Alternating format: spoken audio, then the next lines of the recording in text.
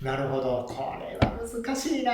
まずその年代によってで、区分されていくっていうのはあるよね。まず一番まず前提としてあるのが錆びるか錆びないか。うん。で、錆びるっていうパターンでさらに古いってなってくると、白紙の3号がやっぱり一般的。本職用でもほぼ白さ。そう。で、家庭用は木紙を使われている可能性もゼロじゃない。昔は木紙と白紙で、木紙が家庭用、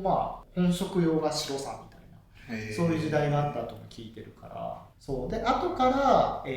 青鬼が入ってきてるんだよね。で大工道具でやっぱりその長切れするとかっていうところで、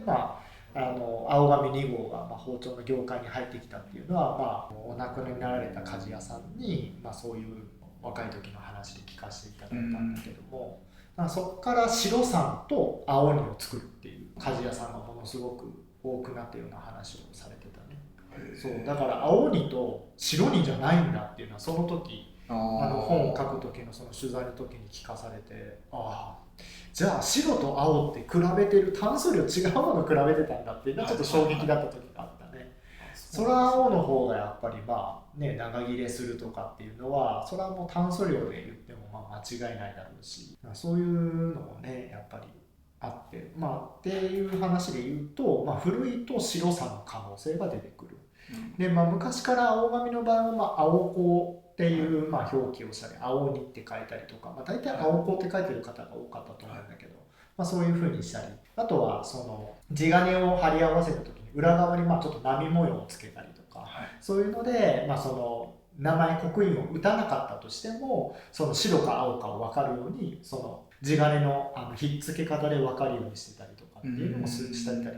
するから、まずそこで見た時にはやっぱり白さん、青紙か白紙かが見極めができるんじゃないかなとは思うね。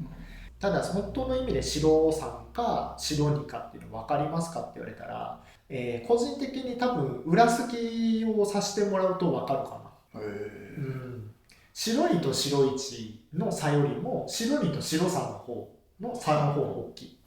個人的にはね、削れやすさは。なので、裏さと裏すき作り直した時にこれ白さだねっていうのは削った時の感覚であったりとかスピードだよね、削れ方とかでやっぱり感じることがあるから、そこまでいくと間違いなくとは言わないけどかなりの確率で分かるんじゃないかなとは思うんだけど、そうただやっぱり見た目だけでどこまで分かりますかっていうとかなり難しいよね。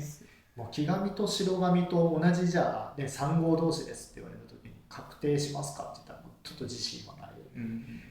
かなりその功罪を見極めるっていうのは難しい。だって正直単純に本当に何も書いてなくて2本出されたら刻印も何もねそういうのがなかったら、白紙と青紙なんて絶対分かる自信ないしね。そうです。なんかパッと最初浮かんだのはグラインダー当てると分かるじゃないですか。火花検査ね。色で。ただね、そのグラインダー検査した後にそれを削った後どうするのっていう問題も出てくるしね。そう現実的ではないです。そうだからもうその目視だけで分かる情報っていうのは非常に少ないかな。で新しい古いで言えばその和包丁だったら口金が洋銀だったりとか真鍮だったりとかの口金だったらめっちゃ古いから、かなりもうその白さんか、木紙の可能性が出てくるよね。プラスチックの口金ってかなり、そうもうあれになってからかなりもうそれでも古いからね、何十年って経ってるはずだから、そういったところも一つ、もちろんねちょっとこだわって随分長くその洋銀とか真鍮使ってる絵をすげてた鍛冶屋さんたちもいらっしゃったみたいな話もちらっとは聞くけどね、それでも多分結構古いんじゃないかなとは思うんだけど、ね、本当に判別できますかって言われたらちょっと尻込みしちゃうね。難しい。そう逆に間違っててもなんか違うでしょとか言われるリスクも低いんだろうけど、多分こうじゃないかなぐらいは多分言えると思うけどね。それぐらいちょっとやっぱり判別するのは難しいです。はい。